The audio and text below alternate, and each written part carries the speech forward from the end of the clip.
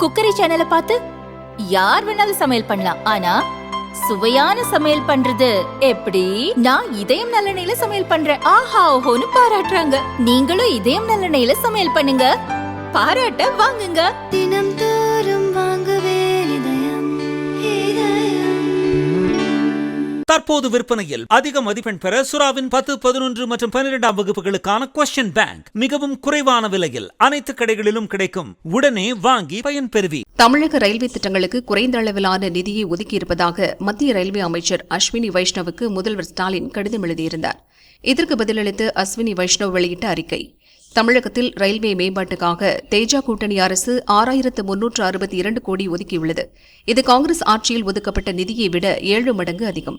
நிலம் கையகப்படுத்துவதில் உங்கள் அரசு எங்களுக்கு ஆதரவளித்தால் மட்டுமே திட்டங்களை விரைவாக நிறைவேற்ற முடியும். 2749 ஹெக்டேர் நிலம் தேவைப்பட்ட நிலையில் இதுவரை 807 ஹெக்டேர் நிலம் மட்டுமே கையகப்படுத்தப்பட்டுள்ளது. இந்த உண்மைகளை ஸ்டாலின் கவனத்திற்கு கொண்டுவர விரும்புகிறேன். இதில் உங்கள் தலையீட்டை நாடுகிறோம்.